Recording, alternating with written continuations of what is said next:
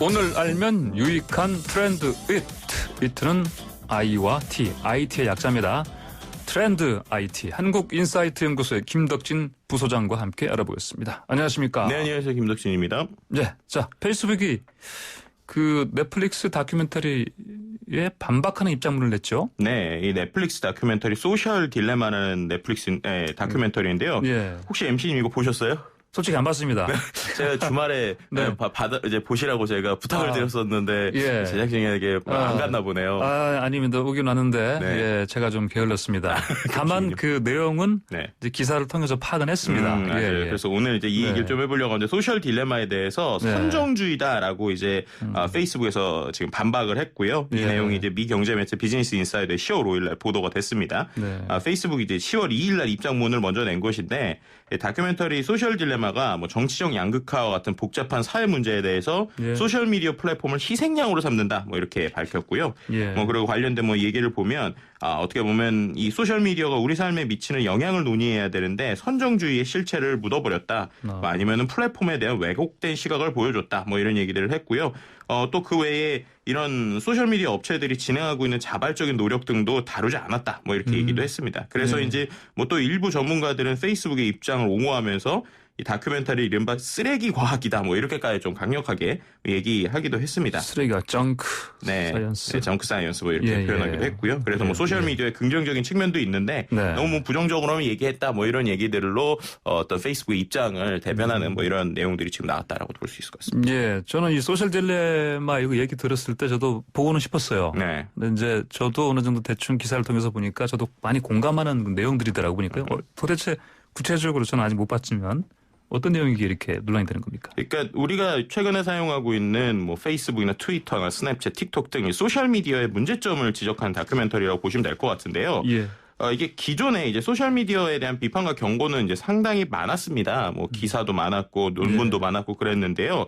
이번에 이게 주목을 받았던 이유가 뭐냐면 실제로 페이스북을 개발한 사람들 아니면은 구글, 유튜브의 전현직 종사자들이 나와서 마치 뭐 폭로하듯이 네. 뭐 양심 고백하듯이 뭐 양심 이런 고백. 얘기들을 예. 지금 하고 있다는 거죠. 양심 고백이라는 부분 방점이 있네요. 네, 그래서 페이스북에 뭐 좋아요 개발자, 이제 좋아요라는 버튼을 만든 개발자도 나오고 뭐 이렇게 되는데 예. 이제 이들이 얘기하는 것들이 소셜 미디어가 인간 심리에 취약한 면을 착취하고 있다. 그리고 그런 것들을 알고 있는데도 소셜 미디어들이 계속 활용을 하고 있고 예. 결국 그걸 통해서 사용자를 일종의 실험실 쥐처럼 사용을 하게 된다. 우리는 사용자가 아니라 오히려 이용되고 있다.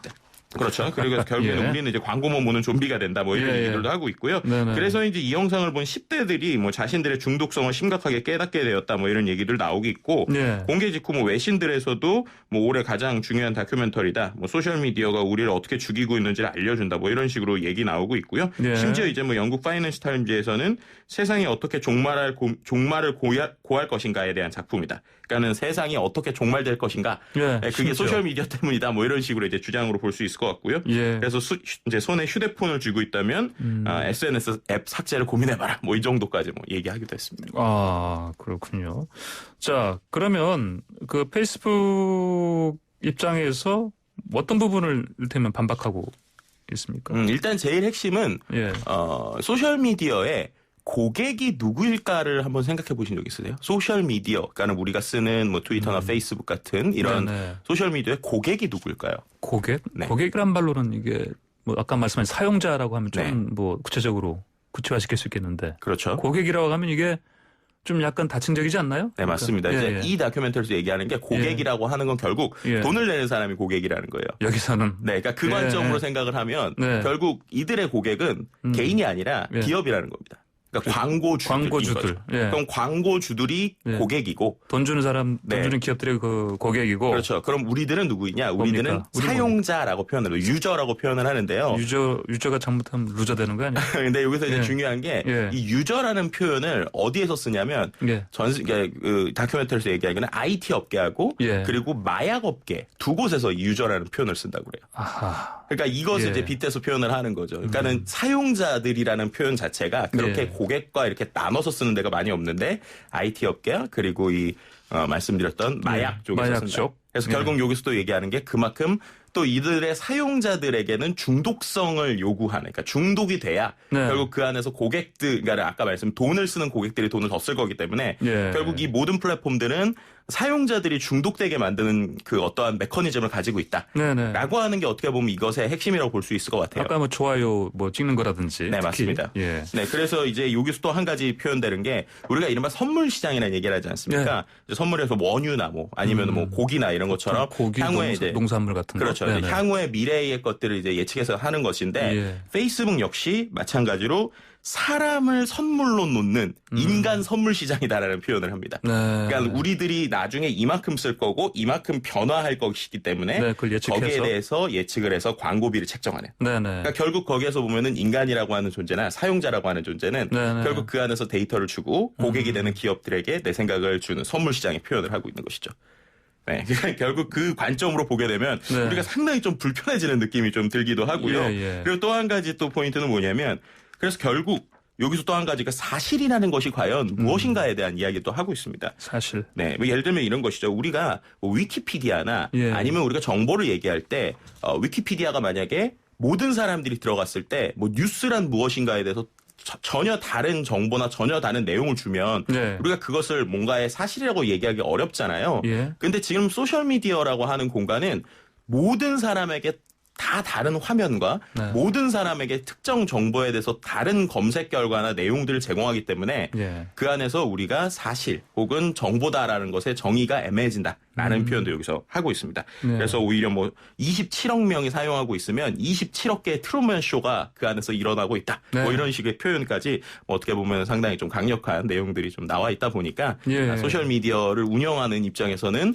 이거는 우리의 의도와 다르다, 우리의 생각과 다르다라면서 이제 정면으로 비판하고 있는 상황이라고 볼 수 있을 것 같습니다. 네, 이제 그러면 아까 우리도 잠깐 언급했습니다만 뭐 좋아요 버튼 같은 것들 특히 그 만든 사람도 네. 양심 고백을 했다고 하셨는데 네, 소셜 미디어들이 이렇게 사람을 그러면 중독당하게 할 수 있는 현혹시킬 수 있는 이유 어떻게 이 사람들은 뭐 이렇게 지적하고 있습니까? 네, 그러니까 결국 핵심은 그들이 예. 모은 방대한 데이터라고 볼 수 있을 것 같은데요. 예. 뭐 예를 들면 좋아요를 누른 글 콘텐츠뿐만 아니라 재생한 영상이나 영상을 몇 초까지 봤는지 혹은 내가 타임라인에서 그다음 그다음 스크롤을 했는지 안 했는지 예. 이런 걸 초단위까지 보다 보니까 이 사람을 나보다도 더 정확하게 안다는 거죠. 그리고 네. 또 상대방이 예. 뭐 예를 들면 우리가 채팅을 쓸 때 텍스트를 또 쓰고 있다. 뭐 이런 걸 네. 보다 보니까 그 사람을 또 기다리게 되는. 그러니까 예, 결국에는 그 안에서 계속적으로 중독되게 되고 우리의 결국 그 데이터들이 우리의 감정과 행동을 예측할 수 있게 된다. 뭐 이런 얘기들까지 나오고 있습니다. 뭐 막말로 저희 뭐 가족끼리 이를테면 뭐 부부 사이라든지 자식 부모 사이에 서로 아는 것보다 이 SNS가 소셜미디어가 더 우리 자신을 속속들이 파악하고 있다. 네. 읽고 있다. 감시하고 있다. 이렇게 봐도 되겠네요. 네, 그래서 이분들 지적해 보면 예. 이제 다큐멘터리를 죄송합니다. 예. 네, 이 다큐멘터리를 만든 감독 같은 경우에는요. 예. 죄송합니다. 예, 죄송합니다. 지금 목 네, 상태가 아침에, 좀 예. 네, 갑자기 소셜 미디어 얘기를 하다 보니까 예. 네, 좀 목이 막히네요. 예. 뭐라고 그랬냐면 감독에서 이 거래는 파우스트적인 거래다라는 표현을 했어요. 그러니까 파우스트. 악마에게 영혼을 파는 거래다. 네. 뭐 이런 식의 표현들까지 했고요. 결국 이 소셜미디어 플랫폼이라는 것이 어떤 대가를 치르더라도 인간의 경험을 채굴해서 네. 조작하거나 추출되도록 설계된 감시 기반 비즈니스 모델이다. 뭐 이런 네. 표현들까지 했고요. 그리고 또 한 가지 문제가 이런 인공지능의 진화가 결국에는 우리가 영화에서 봤었던 터미네이터처럼 오게 된다면 네. 우리가 상당히 놀라서 뭐 이렇게 되면은 이거 세상이 변할 거니까 조심해야 되는 거 아니야 이렇게 표현할 수 있잖아요. 네. 근데 그게 아니라 이게 스며들듯이 온다는 거예요. 그러니까는 이미 다 인공지능은 거의 터미네이터 수준으로 우리의 삶에서 지금 종속되고 우리가 거기에 종속되고 있는데 네. 마치 우리는 인공지능이 온다 그러면 세상이 완전히 박살날 것처럼 생각을 하기 때문에 예. 그 안에서 우리가 그 존재에 대해서 제대로 느끼지 못하는 상황이다. 그리고 그 안에서 우리의 생각이 이미 많이 잠식당했다라는 것이 이 감독의 이야기였습니다. 예, 이게 뭐 수술 같은 걸 통해서 갑자기 뭐 어떤 뇌수술을 통해서 뭘 집어넣고 꺼내고 그런 방식이 아니고 네네. 우리가 마치 무슨 뭐 햇볕을 쬐을 때 이렇게 서서히 이렇게 살 색깔이 변하는 것처럼 그렇죠. 이렇게 서서히 우리가 변하고 있다.